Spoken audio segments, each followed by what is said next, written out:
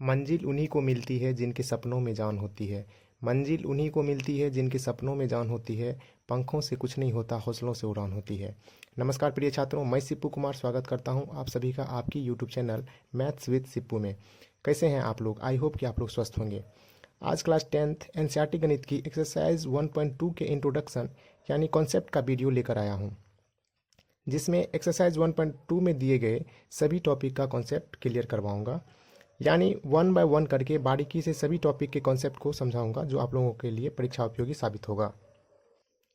सबसे पहले समझेंगे अभाज्य गुणनखंड। अभाज्य गुणनखंड क्या होता है? किसी संख्या के वे गुणनखंड जो अभाज्य संख्याएं हो, अभाज्य गुणनखंड कहलाता है। इसको आप लोग नोट कर लीजिए। किसी संख्या के वे गुणनखंड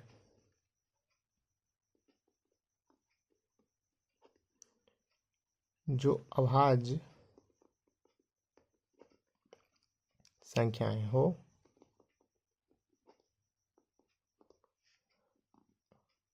हो, अभाज्य गुणनखंड कहलाता है।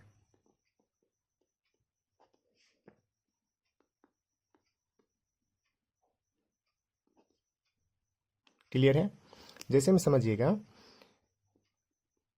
जैसे कि 10 का अभाज्य गुणनखंड यदि करें तो इसको हम 2 गुना 5 लिख सकते हैं। 2 भी अभाज्य संख्या है और 5 भी क्या है? अभाज्य संख्या है। अभाज्य संख्या पिछले वीडियो में आप लोगों को बता चुके हैं 1.1 के इंट्रोडक्शन वीडियो में कि अभाज्य संख्या किसे कहते हैं? वे संख्या है जिसका 2 ही अपवर्तक होता है, यानी कि 2 ही गुणनखंड होता है। पहला एक और दूसरा वो स्वयं होता है। जैसे हम 12 की अभाज्य गुणनखंड करें तो इसको हम लिख सकते हैं 2 गुना 2 गुना 3, यानी कि 2 भी अभाज्य संख्या है, 3 भी अभाज्य संख्या है। पिछली कक्षा में पढ़ चुके हैं कि प्रत्येक प्राकृतिक संख्या को अभाज्य गुणनखंड के गुणनफल के रूप में लिख सकते हैं। जैसे समझिएगा, हम यदि 5 की बात करें तो 5 क्या अभाज्य संख्या है, तो अभाज्य गुणनखंड है इसका एक 5। यदि 6 की बात करें तो 6 को भी हम लिख सकते हैं 2 गुना 3। 2 और 3 दोनों क्या है? अभाज्य संख्या है। 7 की बात करें तो 7 का अभाज्य गुणनखंड एक 7 है, एक्सेप्ट 1 छोड़ करके, यानी कि प्राकृतिक संख्या में 1 को छोड़ करके सभी प्राकृतिक संख्याओं को हम अभाज्य गुणनखंड के रूप में लिख सकते हैं। जैसे कि 8, इसको हम लिख सकते हैं 2 गुना 2 गुना 2।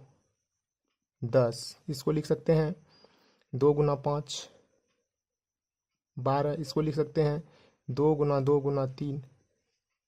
तो प्रत्येक प्राकृतिक संख्या को हम अभाज्य गुणनखंड के गुणनफल के रूप में लिख सकते हैं। तो यहाँ प्रश्न उठता है कि क्या हम भाज्य संख्या को अभाज्य गुणनखंड के रूप में लिख सकते हैं? तो यहाँ पे समझिएगा ध्यान से, भाज्य संख्या, इसमें देखिए भाज्य संख्या भी है, जैसे कि 6, 8, 10, 12, ये सभी क्या है? भाज्य संख्या है। तो यहाँ पे प्रश्न उठता है कि क्या सभी भाज्य संख्या को हम अभाज्य संख्याओं के गुणनफल के रूप में लिख सकते हैं, गुणनखंड के रूप में? तो इसको ध्यान से समझिएगा।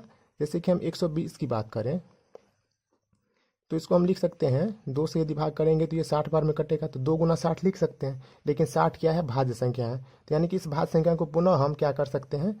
अभाज्य में गुणनखंड के रूप में लिख सकते हैं। 2 से भाग देंगे तो 30 बार में कटेगा, तो 30 पुनः भाज्य संख्या है। 30 को हम 2 से भाग करेंगे तो ये 15 बार में विभाजित होगी। पुनः 15 भाज्य संख्या है, इसको 3 से करेंगे तो 5 बार में विभाजित हो जाएगी। अब सभी क्या है? अभाज्य संख्या है। तो यहाँ ध्यान दीजिएगा, इसका अभाज्य गुणनखंड क्या हो जाएगा? 2 गुना 2 गुना 2 गुना 3 गुना 5। 60 भाज्य संख्या है, तो 60 का अभाज्य गुणनखंड हो जाएगा 2 गुना 2 गुना 3 गुना 5। 30 का अभाज्य गुणनखंड हो जाएगा 2 गुना 3 गुना 5। 15 का अभाज्य गुणनखंड 3 गुना 5। यानी कि प्रत्येक भाज्य संख्या को हम अभाज्य गुणनखंड के रूप में लिख सकते हैं। एक एग्जाम्पल से और समझते हैं इसको, जैसे कि 160। 160 को हम 2 से भाग करेंगे, 2 अभाज्य संख्या है। यहाँ ये भी ध्यान में रखना है आप लोगों को कि 2 सबसे छोटी अभाज्य संख्या है, यानी कि ये सम भी है अभाज्य भी है, यानी इस 2 को इसलिए सम अभाज्य संख्या भी कहा जाता है। तो 2 से भाग करेंगे तो ये 80 बार में कटेगा। 2 से पुनः भाग देंगे तो ये 40 बार में कटेगा। 2 से पुनः लग रहा है 20 बार में। 20 में फिर 2 से लगेगा 10 बार में। पुनः 2 से देंगे तो 5 बार में। अब देखिए कि सभी अभाज्य संख्या आ गया है गुणनखंड में। तो 60 का अभाज्य गुणनखंड 2 गुना 2 गुना 2 गुना 2 गुना 2 गुना 5 हो जाएगा। यानी कि इससे स्पष्ट है कि भाज्य संख्या को हम अभाज्य संख्याओं के गुणनखंड के गुणनफल के रूप में लिख सकते हैं। अंकगणित के आधारभूत प्रमेय यही कहता है कि प्रत्येक भाज्य संख्या को अभाज्य संख्याओं के एक गुणनफल के रूप में व्यक्त किया जा सकता है। इसको आप लोग नोट कर लीजिए। अंकगणित के आधारभूत प्रमेय क्या होता है? प्रत्येक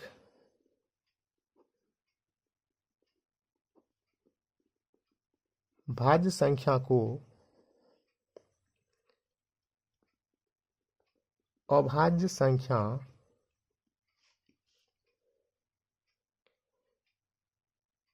अभाज्य संख्या के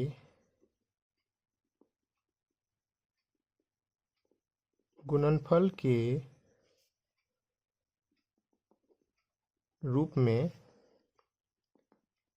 व्यक्त किया जा सकता है।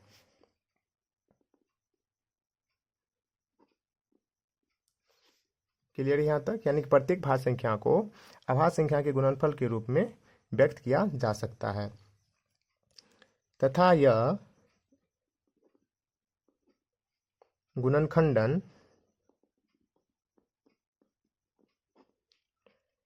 अभाज्य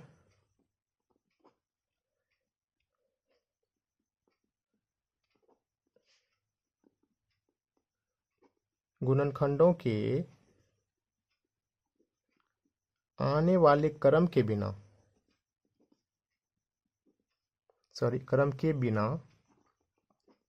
अद्वितीय होता है। इसको समझेंगे अभी उदाहरण से।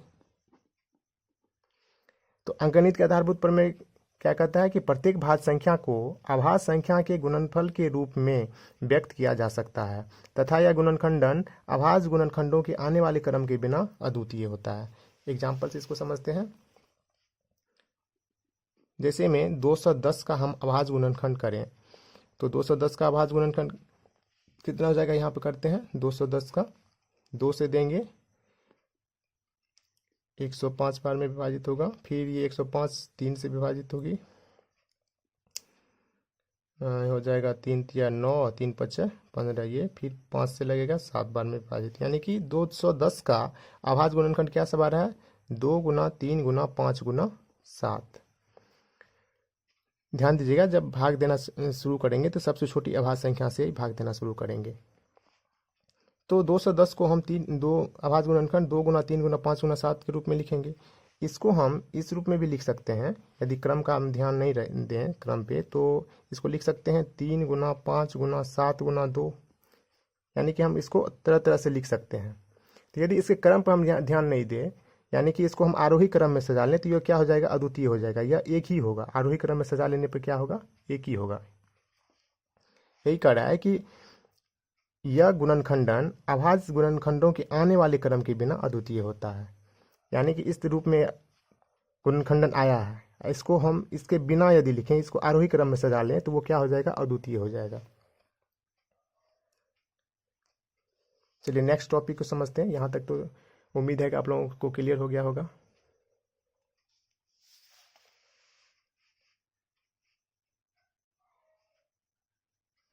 नेक्स्ट टॉपिक है महत्तम समावर्तक। तो महत्तम समावर्तक किसे कहते हैं, इसको भी आप लोग नोट कर लीजिए।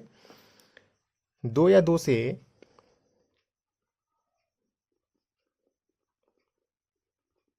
ब्रीफ में ही बताने का कोशिश करूंगा, आप लोग लेकिन इसको नोट कर लीजिए। 2 या 2 से अधिक दी गई संख्याओं का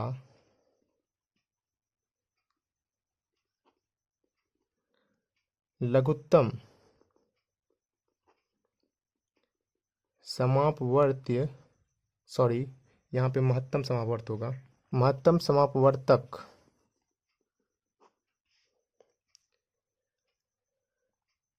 वह सबसे बड़ी संख्या होती है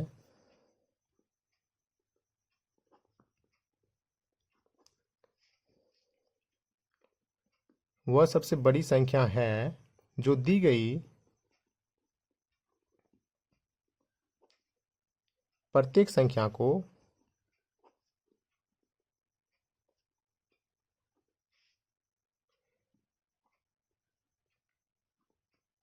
विभाजित करती है।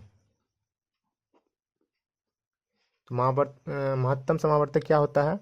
2 या 2 से अधिक दी गई संख्याओं का महत्तम समावर्तक वह सबसे बड़ी संख्या है जो दी गई प्रत्येक संख्या को विभाजित करती है। यहाँ देखिए, ध्यान दीजिए, वह सबसे बड़ी संख्या, कीवर्ड पकड़ना है कि बड़ी संख्या जहाँ पे हमें ज्ञात करना होगा वहाँ हम क्या ज्ञात करेंगे, महत्तम समावर्तक।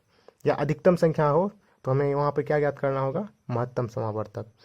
तो ये कहता है कि दी गई प्रत्येक संख्याओं का क्या होता है, यह वह बड़ी से बड़ी संख्या जो दी गई प्रत्येक संख्या को विभाजित करती है। जैसे कि समझिएगा एग्जाम्पल से, 12, 18 और 30 का महत्तम समावर्तक कितना होगा, तो 12, 18, 30 को वह बड़ी से बड़ी संख्या ज्ञात कीजिए जो तीनों को क्या करे, विभाजित कर दे। जो कह रहा है दी गई प्रत्येक संख्या को विभाजित कर दे, यानी कि तीनों को विभाजित कर दे। तो बड़ी से बड़ी संख्या क्या होगा, 6 होगा, जो ये तीनों को विभाजित करेगा। इसको हम डिटेल में आगे समझेंगे क्योंकि ये चैप्टर ही आधारित है। इसमें महत्तम समावर्तक और लघुत्तम समावर्तक हमें आभास गुणनखंड विधि से निकालना है। तो आगे इसको डिटेल में समझेंगे। यहाँ पे सिर्फ लिख लीजिए, इसी क्वेश्चन को हम डिटेल में करवाएंगे। 12, 18 और 30 का महत्तम समावर्तक कितना होगा, 6 होगा। यदि दूसरा क्वेश्चन ले इसमें कि 8, 16 और 32 का महत्तम समावर्तक कितना होगा, तो 8, 16, 32 को वह कौन सी बड़ी से बड़ी संख्या है जो 8, 16 और 32 तीनों को विभाजित करेगी, तो वो क्या होगा, 8। 8 से बड़ी कोई संख्या नहीं होगी जो तीनों को विभाजित करेगी। तो ये क्या होगा, इसका महत्तम समावर्तक कहलाएगा। अब चलिए नेक्स्ट टॉपिक समझते हैं।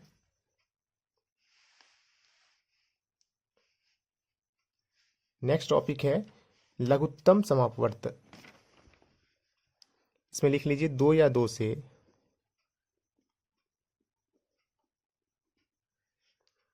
से अधिक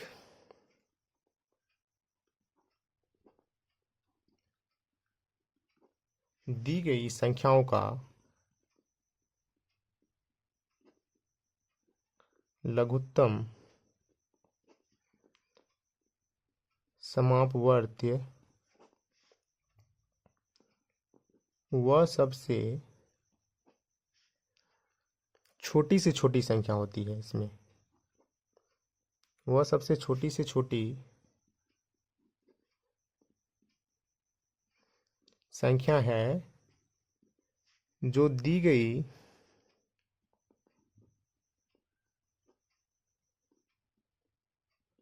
संख्या से पूर्णतया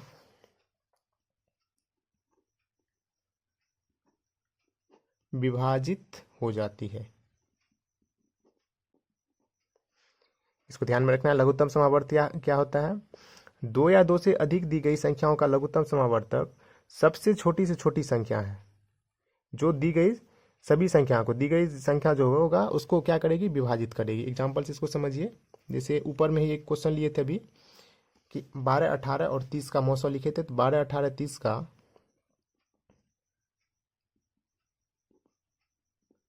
30 का लॉसो कितना हो जाएगा, लघुत्तम समावर्तक।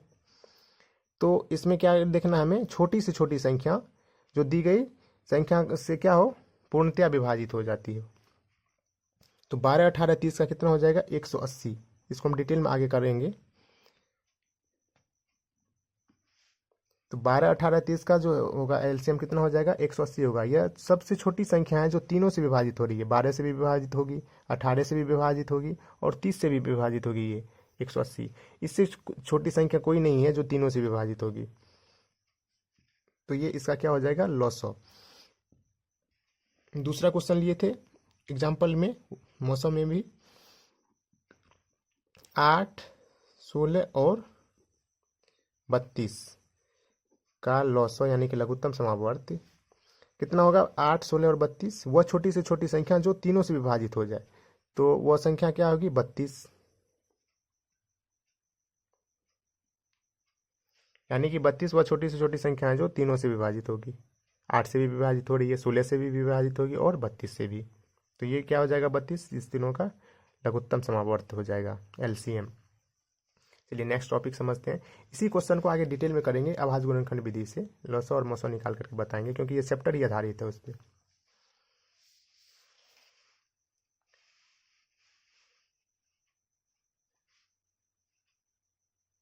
नेक्स्ट टॉपिक है कि महत्तम समावर्तक तथा लघुत्तम समावर्त ज्ञात करने की विधियां, methods to find LCM and HCF.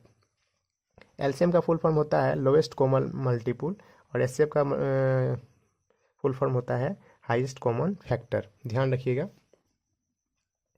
तो यहाँ पे मेथड जो है हमें पूछ रहा है कि महत्तम समावर्तक तथा लघुत्तम समावर्तक ज्ञात करने की विधियां, तो यानी कि कितनी विधियां होता है दोनों को ज्ञात करने का। तो लिख लीजिए इसमें महत्तम समावर्तक तथा लघुत्तम समावर्तक ज्ञात करने की मुख्यतः दो विधियां होती है।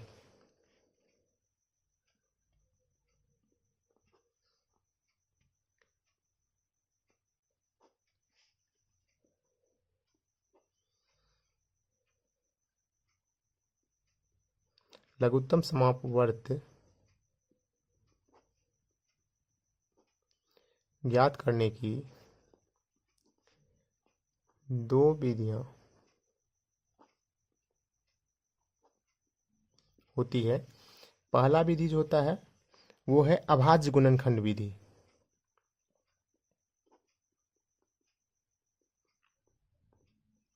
अभाज्य गुणनखंड विधि जिसको इंग्लिश में प्राइम फैक्टराइजेशन मेथड कहते हैं। Prime factorisation method. और दूसरा विधि होता है विभाजन विधि।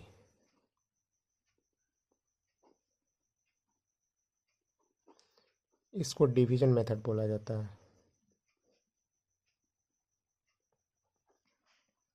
तो ध्यान दीजिएगा कि विभाजन विधि हमको अभी इस चैप्टर के लिए इम्पोर्टेंट नहीं है। यहाँ पे हमें इम्पोर्टेंट है हम लोगों के लिए अभाज्य गुणनखंड विधि, और अभाज्य गुणनखंड विधि से ही हमको एचसीएफ और एलसीएम निकालने के लिए यहाँ पे सीखना है।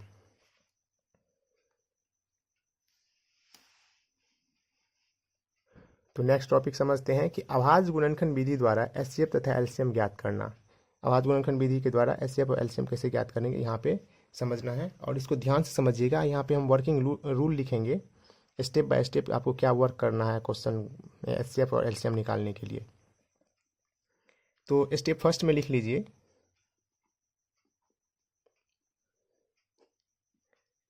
प्रत्येक दी गई राशि का अभाज्य गुणनखंड ज्ञात करते हैं।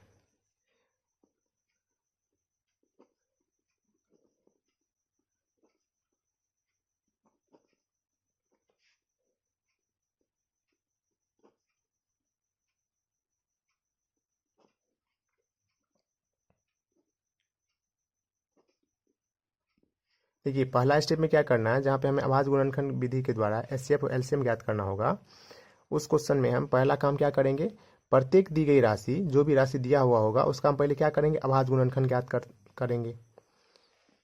दूसरा स्टेप लिख लीजिए, इसके बाद जो करेंगे उसको भी नोट कीजिए। गुणनखंड में आने वाले प्रत्येक दी गई राशि का अभाज्य गुणनखंड करेंगे। उसके बाद फिर क्या करेंगे, गुणनखंड में आने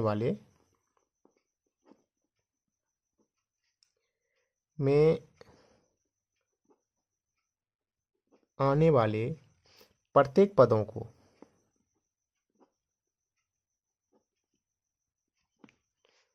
उनकी घातों के रूप में लिखते हैं।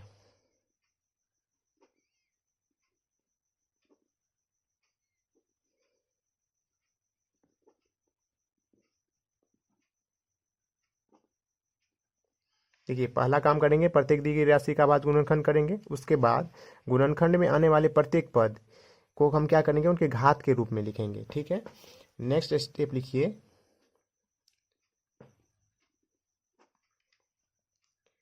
उभयनिष्ठ न्यूनतम घात वाले। जब हम घात के रूप में लिख लेंगे तो उसमें पहले क्या देखेंगे, उभयनिष्ठ न्यूनतम घात। और उभयनिष्ठ न्यूनतम घात वाले सभी पद जो होगा वो क्या होगा, उभयनिष्ठ न्यूनतम घात वाले सभी पदों का जो गुणनफल होगा वो ही क्या होगा, एचसीएफ होगा। तो यहाँ पर नोट कर लीजिए कि उभयनिष्ठ न्यूनतम घात वाले सभी पदों का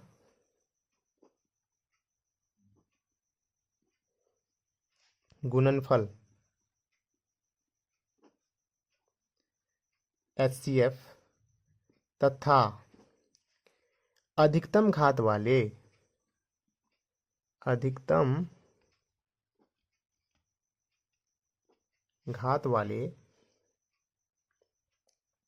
सभी पदों का गुणनफल एलसीएम होता है।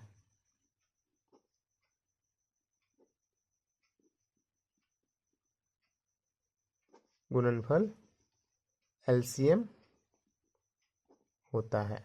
एक बार पुनः इसको समझिएगा कि जब हमें किसी क्वेश्चन में क्या होगा कि अभाज्य गुणनखंड विधि द्वारा एचसीएफ और एलसीएम ज्ञात करने के लिए कहता होगा, तो पहला स्टेप में क्या करेंगे, पहला काम क्या करेंगे, प्रत्येक दी गई राशि का अभाज्य गुणनखंड ज्ञात करेंगे। दूसरा काम करेंगे कि गुणनखंड में आने वाले प्रत्येक पदों को उनके घातों के रूप में लिखेंगे।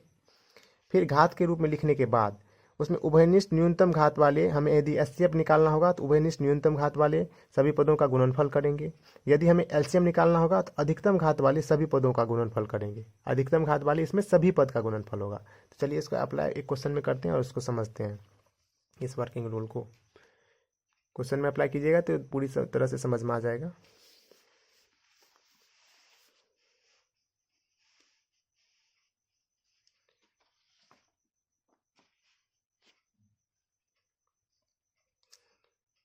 प्रश्न है कि अभाज्य गुणनखंड विधि द्वारा 12, 18 और 30, जो अभी एग्जाम्पल में लिए थे वहाँ पे 12, 18, 30 का एचसीएफ ज्ञात तथा एलसीएम ज्ञात कीजिए। फिर से सुनिएगा, अभाज्य गुणनखंड विधि द्वारा 12, 18, 30 का एचसीएफ तथा एलसीएम ज्ञात कीजिए।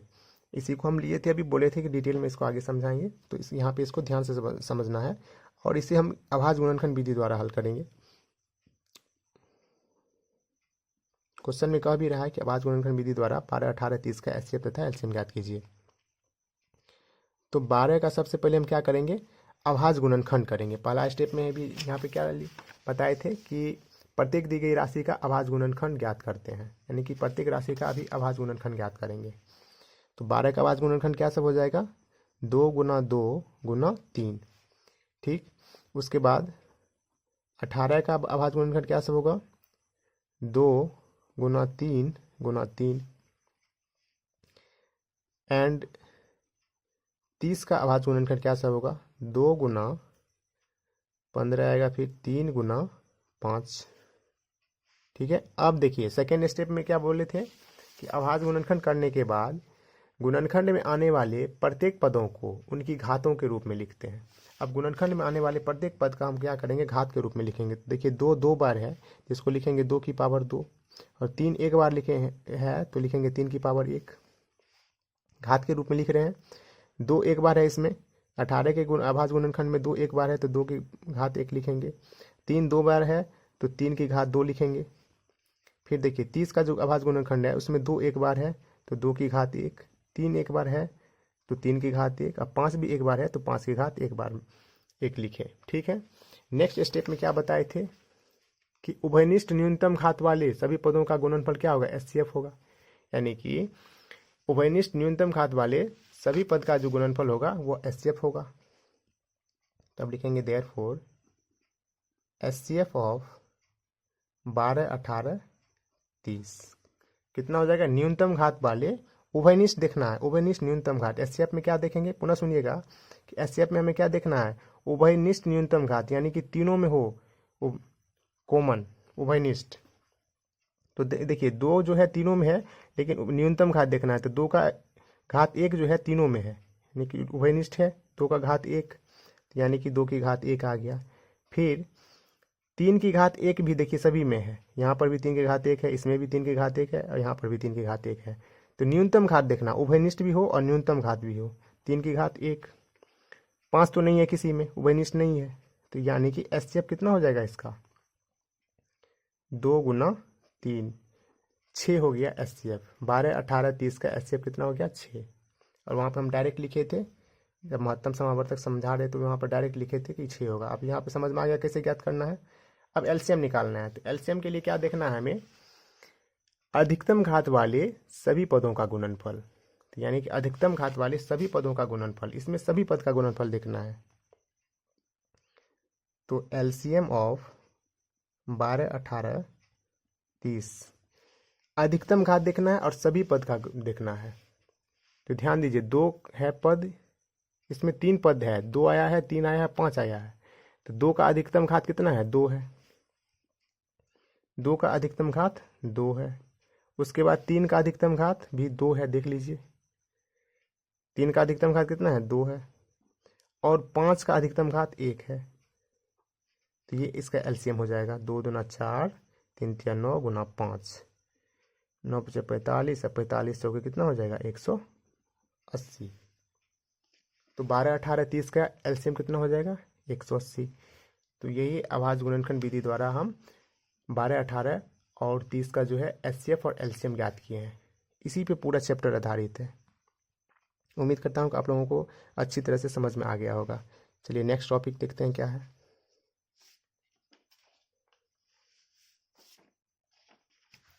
नेक्स्ट टॉपिक है दो संख्याओं तथा उसके एचसीएफ और एलसीएम में संबंध। ये भी इंपॉर्टेंट है। दो धनात्मक पूर्णांक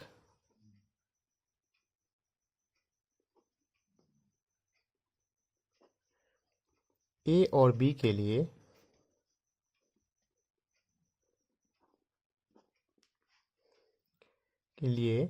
ये ध्यान में रखना आपको कि दोनों धनात्मक पूर्णांक का गुणनफल बराबर, यानी कि पहली संख्या गुना दूसरी संख्या बराबर क्या होगा, एचसीएफ ऑफ ए बी गुना में एलसीएम ऑफ ए बी। यही संबंध होता है दोनों संख्याएं तथा एचसीएफ और एलसीएम में। यानी कि हम इसको इस तरह से कर सकते हैं कि पहली संख्या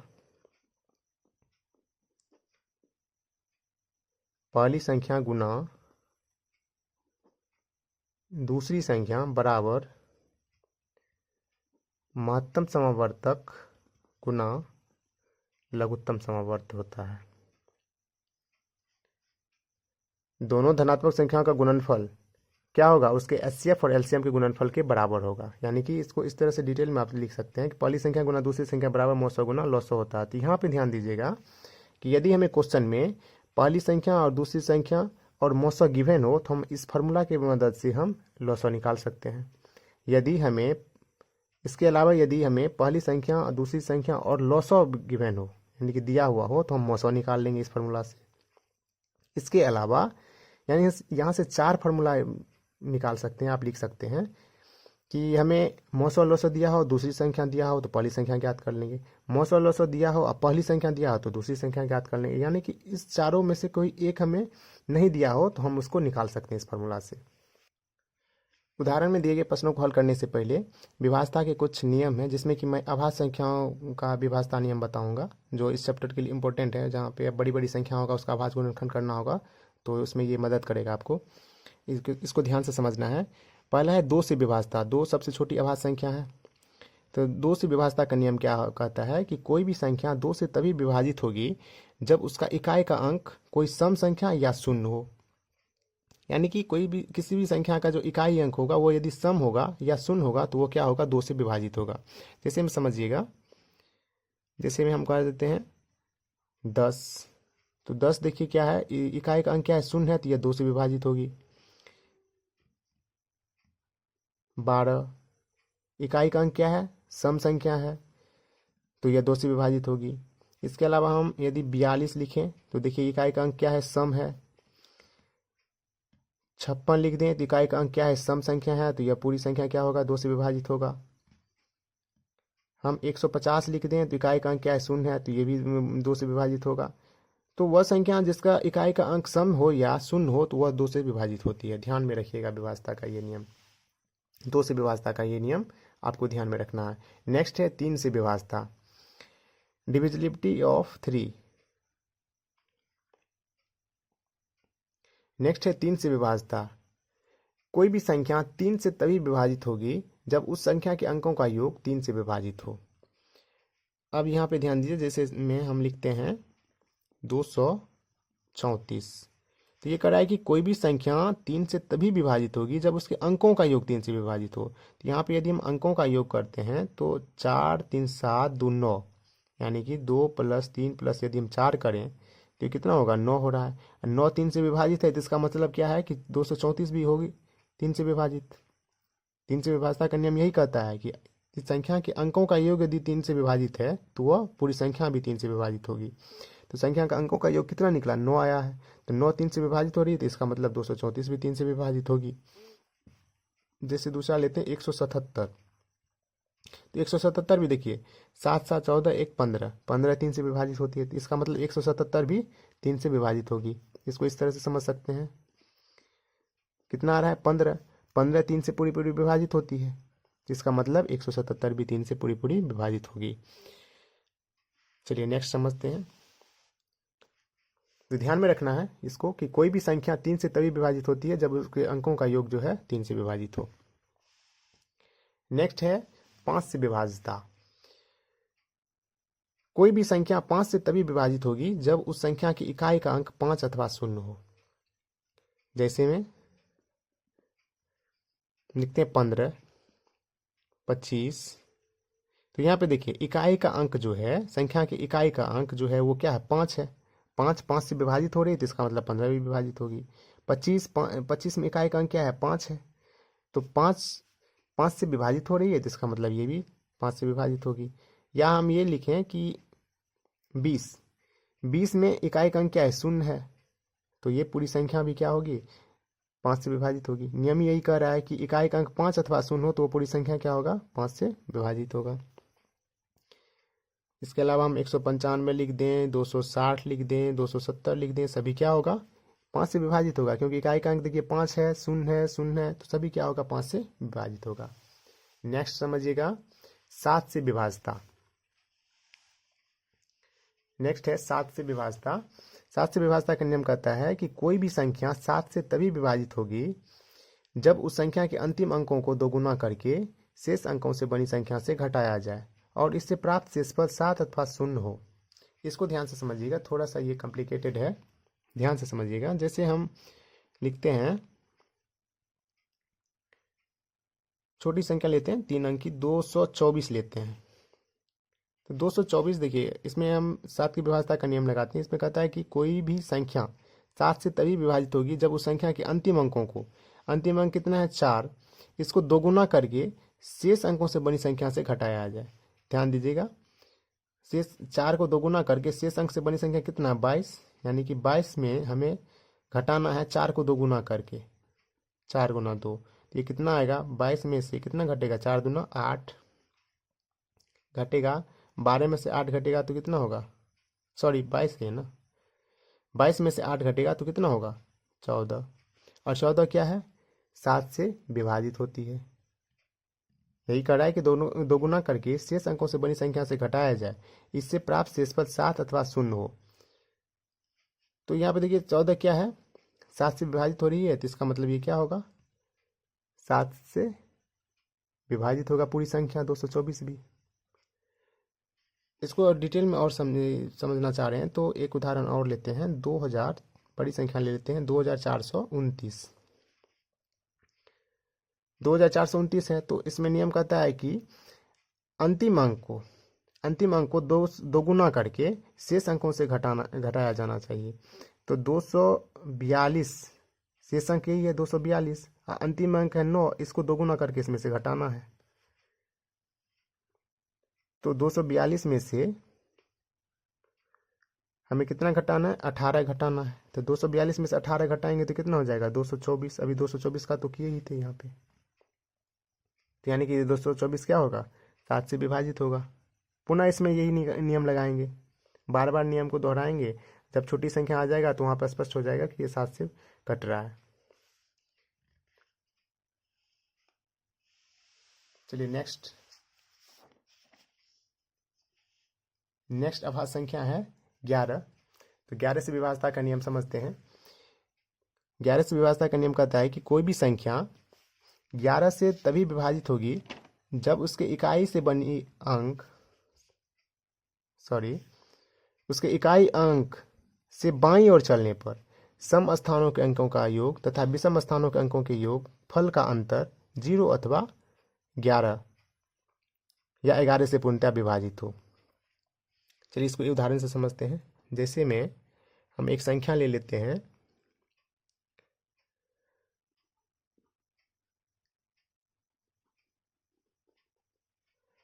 यानी कि ये है कितना 71,27,362। तो 11 से ये विभाजित है कि नहीं है, ये कैसे पता करेंगे? तो ये यहाँ से समझते हैं कि कोई भी संख्या, ये क्या कहता है 11 से व्यवस्था का नियम, कि कोई भी संख्या 11 से तभी विभाजित होगी जब उसके इकाई अंक से बाईं ओर चलने पर, इकाई अंक कितना है 2, इसके बाईं ओर चलने पर सम स्थानों के अंकों का योग तथा विषम स्थानों के अंकों का योग का अंतर 0 या 11 से पूर्णतः विभाजित हो। तो इसको इस तरह समझिएगा कि अल्टरनेटिव अंकों का जो है हमें डिफरेंस देखना है।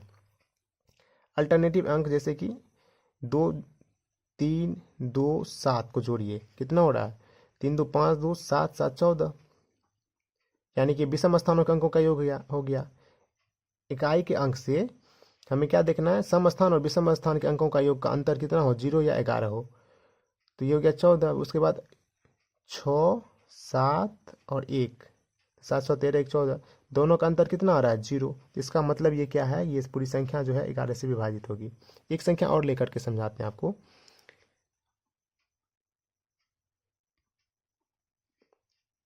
2,82,546, इसमें देखिएगा अल्टरनेटिव अंकों का डिफरेंस देखते हैं। तो 6, 5, 8 कितना होगा, 6, 5, 11, 8, 19। उसके बाद देखिए ये हो गया विषम स्थानों के अंकों का योग। अब सम स्थानों के अंकों का योग देखते हैं, 4, 2, 6, 2, 8, यानी कि -8 कितना हो रहा है 11। 11 से विभाजित होती है, तो इसका मतलब ये पूरी संख्या भी क्या होगी 11 से विभाजित होगी। चलिए नेक्स्ट समझते हैं। नेक्स्ट है 13 से विभाज्यता।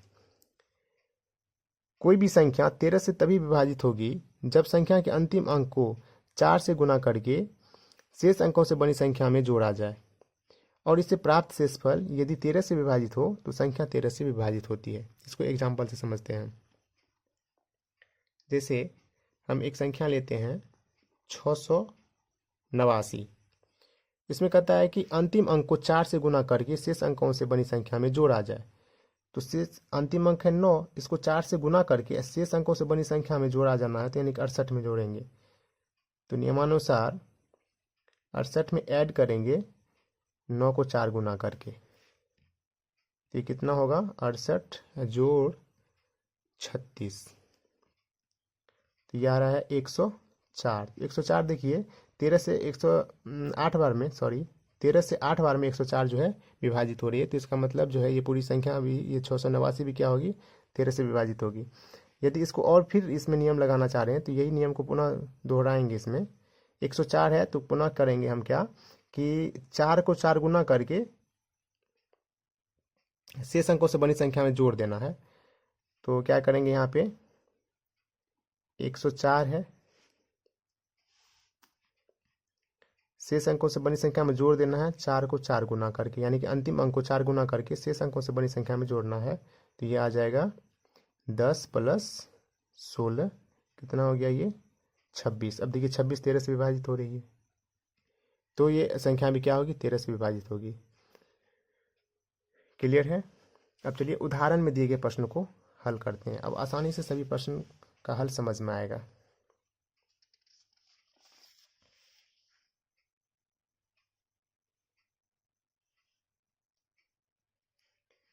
उदाहरण 5 है, संख्याओं 4 की पावर n पर विचार कीजिए जहां n एक प्राकृत संख्या है। जांच कीजिए कि क्या n का कोई ऐसा मान है जिसके लिए 4 की पावर n अंक 0 पर समाप्त होता है। तो ध्यान से समझिएगा इसको। ये संख्या दे रखा है 4 की पावर n, जहाँ पे n एक क्या है प्राकृत संख्या है। तो यहाँ पे हम 4 का यदि अभाज्य गुणनखंड करें तो इसको लिखेंगे हम कितना 2 गुना 2 की पावर n। इसको समझने से पहले थोड़ा सा इसका कॉन्सेप्ट समझ लीजिएगा कि कोई भी संख्या का कोई भी संख्या का अंतिम अंक जो होता है वो 0 होता है कब, जब उसका अभाज्य गुणनखंड में 2 और 5 आए। यानी कि कोई भी संख्या का अभाज्य गुणनखंड यदि 2 और 5 आ रहा है तो इसका मतलब है कि उसका अंतिम अंक कितना होगा 0 होगा। यदि 2 और 5 नहीं आ रहा है, दोनों में से कोई एक नहीं आ रहा है, तो इसका मतलब है कि उसका अंतिम अंक 0 नहीं होगा। इसको ध्यान में रखना है कि किसी भी संख्या का अभाज्य गुणनखंड में यदि 2 और 5 दोनों आ रहा है तो उस संख्या का अंतिम अंक कितना होगा 0 होगा। तो यहाँ पे ध्यान दीजिए कि 4 का हम जो अभाज्य गुणनखंड किए हैं तो उसमें सिर्फ 2 ही आया है, 5 नहीं आया है। तो यहाँ पे लिखेंगे चूंकि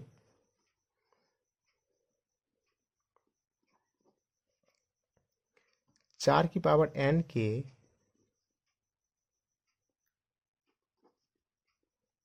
अभाज्य गुणनखंड में केवल 2 है, 5 नहीं है। अतः ऐसी n का कोई भी मान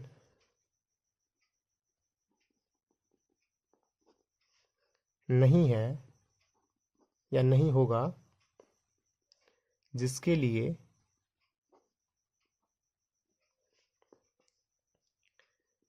चार की पावर n का अंक 0 पर समाप्त हो सकता है।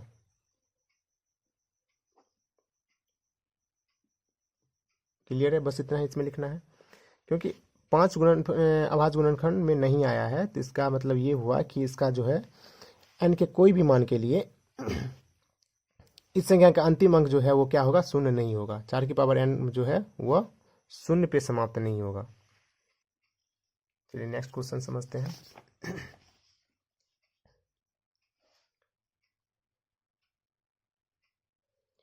उदाहरण 6 है कि संख्याओं 6 और 20 के अभाज्य गुणनखंड विधि से HCF और LCM ज्ञात कीजिए।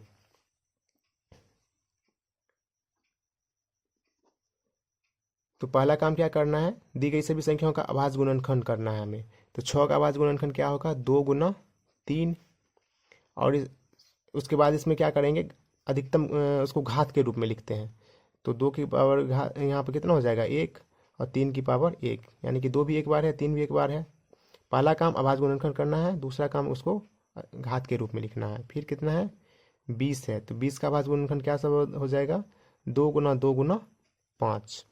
तो 2 को लिखेंगे 2 की घात 2 और गुना 5 की घात 1। घात के रूप में लिखने के बाद एचसीएफ में क्या बताए थे, एचसीएफ ऑफ 6 20 कितना हो जाएगा, उभयनिष्ठ न्यूनतम घात देखना है। तो 2 में देखिए 2 की पावर जो 1 है वो उभयनिष्ठ है, दोनों में है। तो यानी कि उभयनिष्ठ न्यूनतम घात कितना है, 2 की 1, और उसके बाद कोई उभयनिष्ठ नहीं है, तो इसका मतलब क्या हो जाएगा, 2 इसका एचसीएफ हो जाएगा। क्लियर है? एलसीएम ऑफ 6 और 20 कितना हो जाएगा इसका। तो एलसीएम में क्या बताए थे कि अधिकतम घात वाले सभी पदों का गुणनफल। तो 2 का अधिकतम घात कितना है, 2 है। 3 का अधिकतम घात कितना है, 1 है। और 5 का अधिकतम घात कितना है, 1 है। यानी कि इसमें सभी पदों का हमें अधिकतम घात देखना है। ये हो जाएगा 4 गुना 3 गुना 5, तो 4 तिया 12 पंचा 60, 60 इसका जो है एलसीएम हो जाएगा, और 2 क्या होगा, एचसीएफ हो जाएगा। क्लियर है? चलिए नेक्स्ट क्वेश्चन समझते हैं।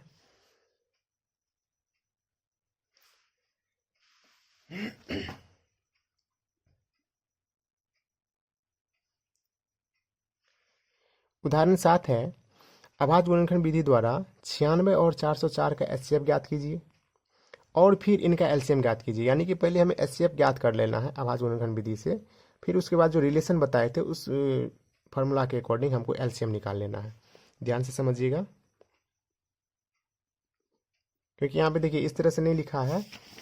अभी जो क्वेश्चन बनाए थे उसमें लिखा हुआ था कि संख्या 6 और 20 के अभाज्य गुणनखंड विधि से एचसीएफ और एलसीएम ज्ञात कीजिए, यानी कि दोनों अभाज्य गुणनखंड विधि से निकालना था। लेकिन यहाँ पे है कि अभाज्य गुणनखंड विधि द्वारा 96 और 404 का एचसीएफ ज्ञात कीजिए और फिर इनका एलसीएम ज्ञात कीजिए। यानी कि एचसीएफ जब ज्ञात हो जाएगा तो हम क्या करेंगे, फार्मूला से एलसीएम निकाल लेंगे। तो सबसे पहले 96 का हम क्या करेंगे, अभाज्य गुणनखंड करेंगे। तो 96 का अभाज्य गुणनखंड क्या सब हो जाएगा, यहाँ पे कर लीजिए 96 में भाग देकर के, यानी कि 2 से सबसे छोटी अभाज्य संख्या से भाग देना चालू करेंगे इसमें। तो 2 से देंगे, यदि 2 से नहीं लगेगा तो फिर इससे बड़ी अभाज्य संख्या से। तो 2 से ये कट रहा है 48 बार में, 2 से फिर 24 बार में, 2 से फिर लग रहा है 12 बार में, 2 से फिर 6 बार में, 2 से लगेगा 3 बार में। तो इसका अभाज्य गुणनखंड आ गया 2 गुना 2 गुना 2 गुना 2 × 2 × 3, यानी कि 2 कितनी बार है, अधिकतम इसको घात के रूप में लिख लेना है। तो 2 कितनी बार है, 5 बार है, और 3 कितनी बार है, 1 बार है। क्लियर है। उसके बाद है 404। 404 का अभाज्य गुणनखंड की करते हैं। 2 से कट रहा है ये 202, पुनः 2 से कट रहा है 101। अब ये 101 क्या है, अभाज्य संख्या है, तो इसका अभाज्य गुणनखंड कैसा आ गया, 2 × 2 × 101। इसको घात के रूप में लिख लेना है। तो घात के रूप में लिखेंगे तो कितना हो जाएगा, 2 की पावर 2 × 101 की पावर 1। तो देयरफॉर हमें पहले एचसीएफ निकालना है इसकी मदद से। एचसीएफ ऑफ 96 404 कितना हो जाएगा। एचसीएफ में क्या बताए थे, उभयनिष्ठ न्यूनतम घात देखना है। तो 2 का न्यूनतम घात 2 है, जो दोनों में है, उभयनिष्ठ है। तो यानी कि 2 की पावर 2, उसके बाद उभयनिष्ठ कोई भी नहीं है। तो इसका मतलब हो गया कि यहाँ पे एचसीएफ कितना आ गया, एचसीएफ आ गया 4। अब हमें देखिए दोनों संख्याएं पता है, पहली संख्या 96 है, दूसरी संख्या 404 है, और उसका एचसीएफ कितना है, 4 निकला है। तो अभी रिलेशन बताए थे कि संख्या और एचसीएफ एलसीएम में रिलेशन क्या होता है। तो यहाँ पे लिखेंगे, हम जानते हैं कि वी नो दैट पहली संख्या गुना दूसरी संख्या बराबर क्या होता है, एचसीएफ गुना एलसीएम। तो पहली संख्या दे रखा है 96, दूसरी संख्या है 404, एचसीएफ निकला है 4, हमें एलसीएम निकालना है।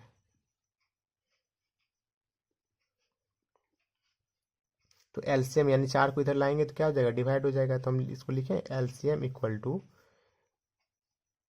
96 × 404/4। अब ये 4 से कट रहा है 24 बार में। 404 और 24 का गुणनफल कीजिए। 404 और 24 का गुणनफल कितना हो जाएगा, 4 चौके 16, 4 चौके 16, 4 दूना 8, 4 दूना 8, 6 9 6 9, यानी कि 9696 आ रहा है, 9696। आंसर हो जाएगा एलसीएम। और एचसीएफ कितना निकला था, 4।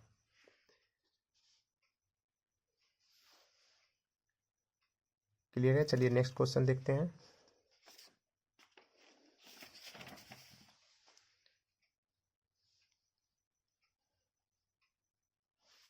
नेक्स्ट क्वेश्चन है कि 672।